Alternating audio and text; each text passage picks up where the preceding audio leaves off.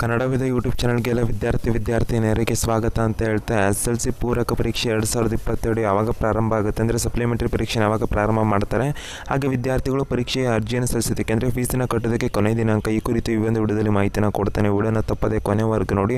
ಹೊಸದಾಗಿ ಮೊದಲ ಬಾರಿಗೆ ನಮ್ಮ ಯೂಟ್ಯೂಬ್ ಚಾನಲ್ ನೋಡ್ತಿರುವಂಥ ವಿದ್ಯಾರ್ಥಿಗಳು ಸಬ್ಸ್ಕ್ರೈಬ್ ಆಗಿಲ್ಲ ಅಂದರೆ ಬೆಲ್ ಐಕಾನ್ ಕ್ಲಿಕ್ ಮಾಡಿ. ಬೇಗ ಎಜುಕೇಷನ್ ಅಪ್ಡೇಟ್ಸ್ ಇನ್ಫಾರ್ಮೇಷನ್ ನಿಮಗೆ ಒಂದು ಇರುವಂಥ ಡೌಟ್ಗಳನ್ನ ಬೇಗ ಕ್ಲಿಯರ್ ಮಾಡ್ತಾ ಇರ್ತೇನೆ ಅಂತ ಹೇಳ್ತಾ ಈ ಒಂದು ವಿಡಿಯೋ ಡಿಸ್ಕ್ರಿಪ್ಷನ್ ಇನ್ಸ್ಟಾಗ್ರಾಮ್ ಲಿಂಕ್ ಕೊಟ್ಟಿರ್ತೀನಿ. ಅಫಿಷಿಯಲ್ ನೋಟಿಫಿಕೇಶನ್ನ SSLC ಬೋರ್ಡ್ ಅಪ್ಲೋಡ್ ಮಾಡಿರೋಂಥ ಮಾಹಿತಿನ ಅಪ್ಲೋಡ್ ಮಾಡಿರ್ತೀನಿ. ವಿದ್ಯಾರ್ಥಿಗಳು ಚೆಕ್ ಮಾಡ್ಬೋದು ಅಂತ ಹೇಳ್ತಾ ಎಲ್ಲ ವಿದ್ಯಾರ್ಥಿಗಳಿಗೆ ವಿಡಿಯೋ ಶೇರ್ ಮಾಡಿ, ವಿಡಿಯೋ ಇಷ್ಟ ಒಂದು ಲೈಕ್ ಮಾಡಿ ಅಂತ ಹೇಳ್ತಾ ವಿಡಿಯೋ ನೋಡೋಣ ಬನ್ನಿ. ವಿದ್ಯಾರ್ಥಿಗಳು ಕರ್ನಾಟಕ SSLC ಬೋರ್ಡ್ನ ಕಡೆಯಿಂದ ಬಂದಿರೋ ಮಾಹಿತಿ. ವಿದ್ಯಾರ್ಥಿಗಳಿಗೆ SSLC ಪೂರಕ ಪರೀಕ್ಷೆ SSLC ಸಪ್ಲಿಮೆಂಟರಿ ಎಕ್ಸಾಮ್ಗೆ ವಿದ್ಯಾರ್ಥಿಗಳ ಒಂದು ನೋಂದಣಿ ಕುರಿತು ಹಾಗೆ ಪರೀಕ್ಷೆ ಕುರಿತು ಮಾಹಿತಿನ ಕೊಟ್ಟಿದ್ದಾರೆ. 2022ರಲ್ಲಿ ಈ ಒಂದು ಪರೀಕ್ಷೆಯನ್ನು ಮಾಡೋದ್ರ ಕುರಿತು ವಿದ್ಯಾರ್ಥಿಗಳಿಗೆ ಫೀಸನ್ನು ಕಟ್ಟೋದಕ್ಕೆ ಎಷ್ಟೆಷ್ಟು ಫೀಸ್ ಇರುತ್ತೆ ಲಾಸ್ಟ್ ಡೇಟ್ ಕುರಿತು ನಿಮಗೆ ಮಾಹಿತಿನ ಕೊಡ್ತೇನೆ ನಾನೀಗ. ಸೊ ವಿದ್ಯಾರ್ಥಿಗಳಿಗೆ ಮೊದಲನೇದಾಗಿ ಫೀಸ್ ಎಷ್ಟಿರುತ್ತೆ ಅಂತ ಹೇಳಿದರೆ, ಪರಿಶಿಷ್ಟ ಜಾತಿ ಮತ್ತು ಪರಿಶಿಷ್ಟ ವರ್ಗ ಹಾಗೂ ವಿಭಿನ್ನ ಸಾಮರ್ಥ್ಯಗಳು ಅಂದರೆ ಫಿಸಿಕಲ್ ಹ್ಯಾಂಡಿಕ್ಯಾಪ್ಟ್ ಈ ಥರ ಒಂದು ಇರ್ತಾರಲ್ಲ, ಈ ಒಂದು ವಿದ್ಯಾರ್ಥಿಗಳಿಗೆ ಈ ಥರ ವಿದ್ಯಾರ್ಥಿಗಳಿಗೆ ಮಾತ್ರ ಪೂರಕ ಪರೀಕ್ಷೆಯ ವಿನಾಯಿತಿನ ಕೊಟ್ಟಿದ್ದಾರೆ. ಒಂದು ವಿದ್ಯಾರ್ಥಿಗಳಿಗೆ ಅಂದರೆ ಪೂರಕ ಪರೀಕ್ಷಾ ಶುಲ್ಕ ಏನಿದೆಯಲ್ಲ ಇದರಿಂದ ವಿನಾಯಿತಿನ ಕೊಟ್ಟಿರ್ತಾರೆ.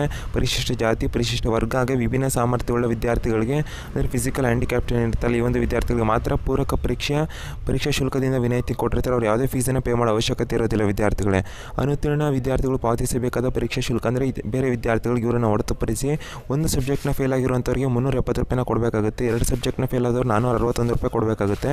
ಸೊ 3 ಸಬ್ಜೆಕ್ಟ್ ಅಥವಾ 3ಕ್ಕಿಂತ ಮೇಲ್ಪಟ್ಟು ಅಂದರೆ 4-5 ಸಬ್ಜೆಕ್ಟ್ 6 ಸಬ್ಜೆಕ್ಟ್ನ ಫೇಲ್ ಆಗಿರುವಂಥ ವಿದ್ಯಾರ್ಥಿಗಳು ಇನ್ನು 620 ರೂಪಾಯಿನ ಕಟ್ಟಬೇಕು ಅಂತ ಮಾಹಿತಿನ ಕೊಟ್ಟಿದ್ದಾರೆ. ಸೊ ಪರೀಕ್ಷೆಯನ್ನು ಯಾವಾಗ ಅರ್ಜಿನ ಸಲ್ಲಿಸೋದು ಅಂತ ಹೇಳಿದರೆ ವಿದ್ಯಾರ್ಥಿಗಳಿಗೆ ಮೇ 20ನೇ ತಾರೀಕು 2022ರಿಂದ ಅರ್ಜಿಗಳನ್ನು ವಿದ್ಯಾರ್ಥಿಗಳು ಸಲ್ಲಿಸ್ಬೋದು. ಒಂದು ಸ್ಟಾರ್ಟಿಂಗ್ ಡೇಟ್ ಆಗಿರುತ್ತೆ. ಲಾಸ್ಟ್ ಡೇಟ್ ಯಾವಾಗ ಅಂತ ಹೇಳಿದರೆ ವಿದ್ಯಾರ್ಥಿಗಳು ಅಂತಿಮ ದಿನಾಂಕ ಮೇ 30, 2022 ಕೊನೆಯ ದಿನಾಂಕ ಆಗಿರುತ್ತೆ. ಅಷ್ಟರೊಳಗಡೆ ವಿದ್ಯಾರ್ಥಿಗಳು ಫೀಸನ್ನು ಕಟ್ಟಬೇಕು ಅಂತ ಮಾಹಿತಿನ ಕೊಟ್ಟಿದ್ದಾರೆ.